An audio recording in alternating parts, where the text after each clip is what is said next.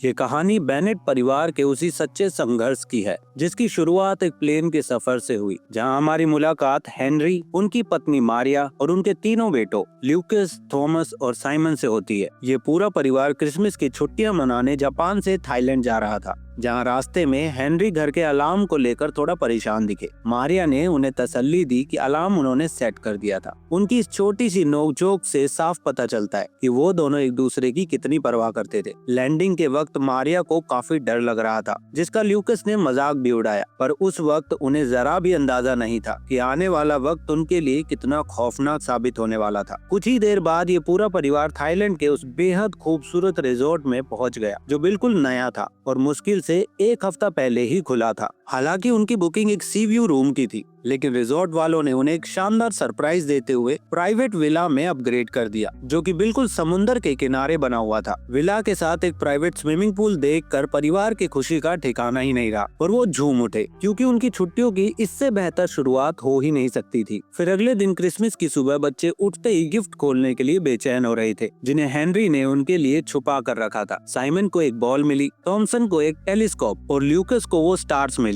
जो सीलिंग्स पर चिपकाने के बाद अंधेरे में चमकते थे, जिससे सबके चेहरों पर खुशी साफ साफ झलक रही थी। रात होने पर परिवार ने स्काई में लालटेन जलाए, जो कि थाईलैंड की एक पुरानी परंपरा है, जहाँ पर लोग मनोकामनाएं मांगकर उस लालटेन को आसमान में छोड़ते हैं। जब हेनरी और मारिया ने बच्चों के साथ लालटेन जलाई, तो उनमें से एक लालटेन बाकी सबसे अलग दिशा में चली गई। भले ही वो एक छोटा सा पल था, लेकिन वो आने वाली घटनाओं का संकेत लग रहा था। शायद इस परिवार का सफर बाकी लोगों से अलग और मुश्किल होने वाला था। खैर, जैसे उनकी लालटेन कुछ अलग दिशा में चली गई, वैसे ही आप भी अपनी उंगली को अलग दिशा में ले जाकर हमारे चैनल को सब्सक्राइब कर लीजिए, क्योंकि हम हर हफ्ते ऐसी ही मजेदार वीडियोस लाते रहते हैं। चलिए कहानी पर वापस आते हैं। इस तरह हंसी खुशी वहाँ 2 दिन बीत गए और तीसरा दिन यानी 26 दिसंबर 2004 आ गया, जिसकी शुरुआत भी इन्होंने मौज मस्ती के साथ ही की थी। हेनरी अपने दोनों छोटे बेटों थॉमसन और साइमन के साथ पूल में खेल रहा था, जबकि मारिया पास ही लाउंज में चेयर पर बैठकर किताब पढ़ रही थी। तभी अचानक तेज हवा चलने लगी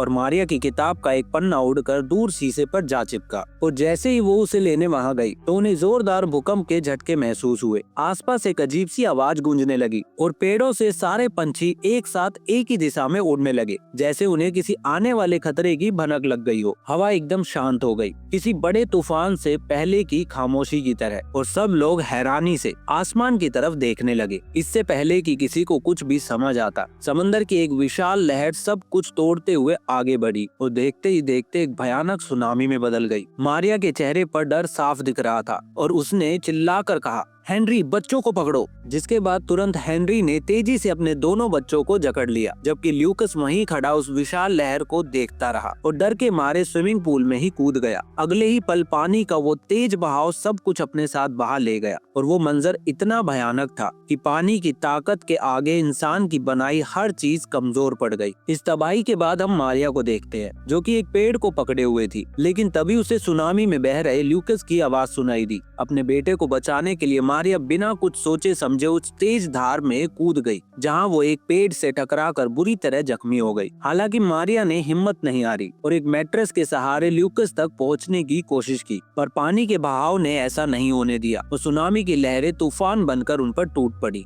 मारिया ने जैसे तैसे खुद को संभाला, पर ल्यूकस उन लहरों के साथ आगे बह गया। इसी बीच दूसरी तरफ एक और लहर ल्यूकस की तरफ बढ़ी, जिसमें वो बुरी तरह फंस गया और पानी में बहती हुई चीजें उससे टकराने लगी, जिससे वो काफी घायल हो गया था। फिर भी उसने हार नहीं मानी और खुद को बचाते हुए एक जगह आकर रुक गया, जहां उसने देखा कि मारिया भी मलबे के पास पानी में बह रही थी और काफी जख्मी थी। ल्यूकस तुरंत अपनी माँ के पास पहुंचा और उसे गले से लगा लिया, जिसके बाद वो दोनों एक पेड़ का सहारा लेकर आगे बढ़ने लगे। अब वो दोनों एक खेत वाले इलाके में थे, क्योंकि उस तरफ पानी थोड़ा कम था। तभी ल्यूकस की नजर अपनी माँ के पैर पर पड़ी, जो कि बुरी तरह जख्मी था और वहाँ से बहुत तेजी से खून भी बह रहा था। खैर, जैसे तैसे वो लोग आगे बढ़ते रहे और एक ऐसी जगह पहुँच गए जहाँ पर सुनामी का पानी नहीं था। लेकिन तभी ल्यूकस को वहाँ किसी बच्चे की आवाज सुनाई दी, वो उस बच्चे को बचाने के लिए जाने लगा तो मारिया ने उसे रोका, क्योंकि वो अपने पति और 2 बच्चों को पहले ही खो चुकी थी और ल्यूकस को खोना नहीं चाहती थी। लेकिन ल्यूकस ने अपनी माँ की बात नहीं सुनी। वो उस बच्चे को बचाकर अपनी पीठ पर बैठा लाया और उसे एक पेड़ पर चढ़ा दिया। इसके बाद उसने अपनी माँ को भी उस पेड़ पर चढ़ाने की कोशिश करी, क्योंकि नीचे से उन्हें कोई मदद के लिए देख नहीं पाता। लेकिन पैर में गहरी चोट होने की वजह से मारिया चढ़ नहीं पा रही थी। ल्यूकस ने हिम्मत बढ़ाई और किसी तरह उन्हें भी पेड़ पर सुरक्षित बैठा दिया। तीनों वहाँ रेस्क्यू टीम का इंतजार करने लगे और कुछ देर बाद वहाँ गांव वाले आए, जो कि जिंदा बचे लोगों को ढूंढ रहे थे। उन्होंने पेड़ पर बैठे ल्यूकस को देख लिया और उन तीनों को अपने साथ ले गए। लेकिन मारिया के जख्म इतने गहरे थे कि गांव वालों ने उन्हें हॉस्पिटल ले जाना बेहतर समझा, जहां ल्यूकस भी उनके साथ गया। रास्ते में ल्यूकस ने देखा कि सड़क किनारे बहुत सारे लोग बैठे थे, जो सुनामी से तो बच गए थे, पर उनकी हालत बेहद खराब थी। जैसे तैसे वो हॉस्पिटल पहुंचे तो देखा कि वहाँ भी काफी भीड़ थी और चारों तरफ बस घायल लोग ही दिख रहे थे, जिन्हें कुदरत ने अपना शिकार बनाया था। हॉस्पिटल पहुंचने के बाद मारिया की हालत और बिगड़ने लगी और वो ठंड से कांपने लगी। क्योंकि मारिया एक डॉक्टर थी, इसीलिए उसने ल्यूकस को एंटीबायोटिक पिल्स ढूंढने भेजा। अपनी माँ को दर्द में तड़पता देख ल्यूकस दवाई ढूंढने लगा, लेकिन तभी एक डॉक्टर ने आकर मारिया को इंजेक्शन लगाया। वो मरहम पट्टी करके बाकी मरीजों के साथ लेटा दिया। बावजूद इसके मारिया की तबीयत ठीक नहीं हुई और उसे उल्टियां शुरू हो गई, क्योंकि सुनामी का गंदा पानी और कीचड़ उसके पेट में चला गया था। तभी हमने एक आदमी को देखा जो अपने परिवार का नाम पुकार कर उन्हें ढूंढने की कोशिश कर रहा था। ये देखकर मारिया ने अपने बेटे को उस आदमी की मदद करने के लिए कहा, जिसके बाद ल्यूकस ने उसके पास जाकर वो फैमिली फोटो देखी। ल्यूकस को वहाँ एहसास हुआ कि यहाँ सभी परिवार एक दूसरे से बिछड़ चुके हैं, इसीलिए उसने फैसला किया कि वो सबकी मदद करेगा और उसने हॉस्पिटल में मौजूद सभी पेशेंट के नाम और पते एक कागज पर नोट कर लिए। इसी दौरान ल्यूकस को वही बच्चा दिखाई दिया जिसकी उसने फोटो देखी थी और उसने तुरंत उस बच्चे को उसके पिता से मिलवा दिया। उन दोनों को गले मिलता देख ल्यूकस को अपने पिता की याद आने लगी और वो भागकर उस वार्ड में गया जहाँ उसकी माँ थी, लेकिन वहाँ पर मारिया की जगह कोई और लेटी हुई थी। ये देखकर ल्यूकस बुरी तरह घबरा गया और रोने लगा। उसे रोता देख एक नर्स उसके पास आई और उससे रोने की वजह पूछी तो ल्यूकस ने बताया कि उस बेड पर पहले उसकी माँ थी, जो कि अब वहाँ पर नहीं है। ल्यूकस की बात सुनकर वो नर्स उसे दूसरे वार्ड में ले गई, जहाँ पर वो सारे बच्चे थे जिनके पेरेंट्स नहीं मिल रहे थे। फिर जब नर्स ने उससे किसी रिश्तेदार का नंबर मांगा तो ल्यूकस को नंबर याद नहीं था, जिसके बाद नर्स ने उसकी शर्ट पर एक नंबर वाली पर्ची लगा दी और वहाँ मौजूद सभी बच्चों पर वही पर्ची लगी देख ल्यूकस का हौसला टूट गया और उसे लगा कि उसकी माँ अब इस दुनिया में नहीं रही, जिसके बाद वो फूट फूट कर रोने लगा। दूसरी तरफ कहानी हेनरी और उसके दोनों बेटों थॉमस और साइमन पर आती है। हम उस रिजॉर्ट का मंजर देखते हैं जहां ल्यूकस अपने परिवार के साथ आया था। वहां ल्यूकस के पिता हेनरी अब भी जिंदा थे और अपने परिवार को जोर जोर से आवाज लगाकर ढूंढने की कोशिश कर रहे थे। जब उन्हें दूर दूर तक कोई दिखाई नहीं दिया तो हेनरी अंदर से पूरी तरह टूट गए, क्योंकि उन्हें लगा कि उन्होंने अपने पूरे परिवार को हमेशा हमेशा के लिए खो दिया है। खैर, कुछ ही देर बाद वहाँ रेस्क्यू टीम आ गई, जो लोगों को बचाकर सेफ जगह ले जा रही थी। लेकिन हेनरी ने उनके साथ जाने से साफ साफ मना कर दिया, क्योंकि उसे अपने परिवार को ढूंढना था। तभी वो भागते हुए रिजॉर्ट के उस कमरे में गया जहाँ पर वो लोग ठहरे हुए थे और किस्मत से वहाँ उसके दोनों छोटे बच्चे मिल गए। अब हेनरी के सामने एक बहुत बड़ी धर्म संकट की स्थिति थी। वो अपने दोनों नन्हे बच्चों को अकेले छोड़कर मारिया और ल्यूकस को ढूंढने नहीं जा सकता था और न ही उन्हें अपने साथ इस खतरे में घुमा सकता था। इसी कशमकश के बीच में वहाँ एक ट्रक आया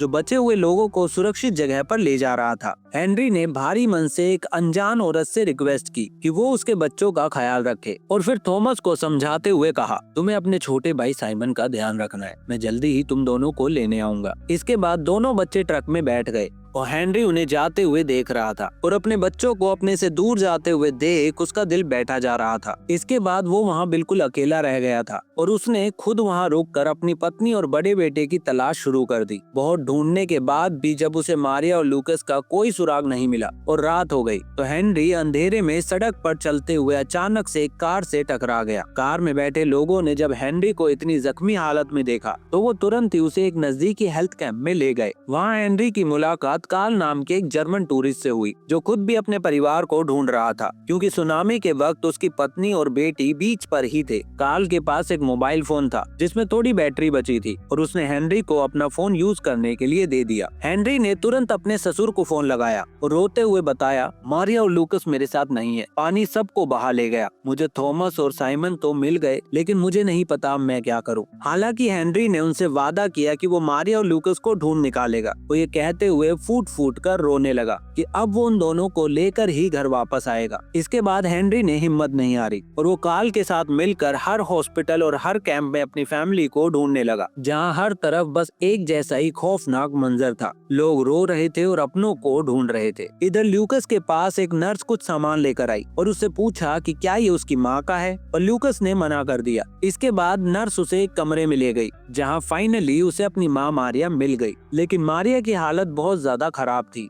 ल्यूकस को बताया गया कि दरअसल मारिया को सर्जरी की जरूरत थी, इसीलिए उन्हें वार्ड से निकाल कर यहाँ शिफ्ट किया गया था। लेकिन गलती से किसी ने उसकी रिपोर्ट बदल दी थी, जिसकी वजह से स्टाफ ल्यूकस को कुछ बता नहीं पाया था। अब भी मारिया को एक अर्जेंट सर्जरी की जरूरत थी, जिसके बाद ही उसके बचने की कुछ उम्मीद की जा सकती थी। दूसरी तरफ हेनरी और कार्ल अब भी थके हारे अपनी फैमिली को ढूंढ रहे थे, लेकिन उन्होंने उम्मीद का दामन नहीं छोड़ा था। ढूंढते ढूंढते वो उसी हॉस्पिटल में पहुंच गए थे जहां मारिया और ल्यूकस थे। लेकिन हॉस्पिटल इतना बड़ा और भीड़ से भरा था कि वहां किसी का मिलना मतलब भूसे के ढेर में सुई ढूंढने जैसा था। हॉस्पिटल के अंदर मारिया ने ल्यूकस को पानी लाने को कहा, तो ल्यूकस अपनी माँ को पर्दे से ढककर ऊपर वाले फ्लोर पर पानी लेने चला गया। किस्मत का खेल देखिए, इतने में ही हेनरी भी वहां आ गया, लेकिन वो दोनों एक दूसरे को देख नहीं पाए। हेनरी उस जगह गया जहां मारिया लेटी हुई थी, लेकिन पर्दे के पीछे छुपे होने की वजह से वो उसे भी देख नहीं पाया और ये सोचकर वहां से निकल गया कि यहाँ कोई नहीं है। लेकिन तभी वापस आते हुए ल्यूकस ने हेनरी को जाते हुए देख लिया और वो पापा चिल्लाते हुए उसके पीछे भागा। लेकिन तब तक हेनरी भीड़ में कहीं गुम हो चुका था। थोड़ी देर बाद वहाँ उन सभी बच्चों को एक ट्रक में लाया गया जिन्हें रेस्क्यू टीम ने बचाया था, और उन बच्चों में थॉमस और साइमन भी शामिल थे। ल्यूकस उन्हें भी देख नहीं पाया और उन्हें दूसरे ट्रक में बिठाया जाने लगा, जहां हेनरी भी वापस जाने के लिए उसी ट्रक में बैठ गया। तभी ल्यूकस ने फ्रस्ट्रेशन में जोर से अपने पापा को आवाज लगाई, जो शोर के बावजूद भी उसके दोनों छोटे भाइयों ने सुन ली। वो जल्दी से ट्रक से उतरकर अपने भाई के पास भागे और तभी हेनरी की नजर भी उन पर पड़ी। अपने तीनों बच्चों को सही सलामत देखकर हेनरी की खुशी का ठिकाना नहीं रहा और उसने अपने तीनों बच्चों को गले से लगा लिया। ये देखकर कार्ल ने ड्राइवर से चलने को कहा, क्योंकि उसे समझ आ गया था कि हेनरी को उसकी मंजिल मिल गई है। खैर, इसके बाद हेनरी सबको लेकर उस हॉस्पिटल रूम में गया जहां मारिया थी। मारिया को बेड पर लेटा देखकर हेनरी की आंखों में आंसू आ गए और उसने आगे बढ़कर मारिया का माथा चूमा। मारिया ने धीमी आवाज में कहा कि शायद अब वो नहीं बचेगी, पर हेनरी ने उसे हिम्मत दी। सर्जरी से ठीक पहले मारिया को बेहोशी की हालत में वो सारे भयानक पल याद आने लगे। सुनामी का आना, पानी में डूबना और वो दर्दनाक चोटें। कुछ देर बाद खबर आई कि मारिया का ऑपरेशन सफल हो गया। ज्यूरिक इंश्योरेंस कंपनी, जहां पर हेनरी काम करता था, उसकी कंपनी ने हेनरी के परिवार के लिए एक प्राइवेट मेडिकल प्लेन का इंतजाम किया ताकि वो थाईलैंड से सिंगापुर जा सके, जहां पर मारिया का बेहतर इलाज हो। जब प्लेन ने टेक ऑफ किया तो मारिया ने खिड़की से बाहर देखा। नीचे वही तबाही का मंजर था, टूटे हुए घर और मलबा देखकर उसकी आंखों में आंसू बहने लगे। ये आंसू खुशी के थे कि उसका परिवार उसके साथ था, और गम के भी थे क्योंकि हजारों लोगों ने उस सुनामी में अपनी जान गंवा दी। इस परिवार ने सच में इम्पॉसिबल को पॉसिबल कर दिया। लेकिन सोचिए, क्या आपको लगता है कि मारिया और हेनरी की उम्मीद का दामन ना छोड़ना ही उनकी जीत की वजह थी, या फिर ये सिर्फ किस्मत का खेल था? आपको क्या लगता है, कमेंट करके जरूर बताना। और अगर आपको ये सर्वाइवल स्टोरी पसंद आई हो तो वीडियो को लाइक करके चैनल को सब्सक्राइब कर दो। मैं मिलूंगा आपको फिर से एक मजेदार फिल्म के साथ।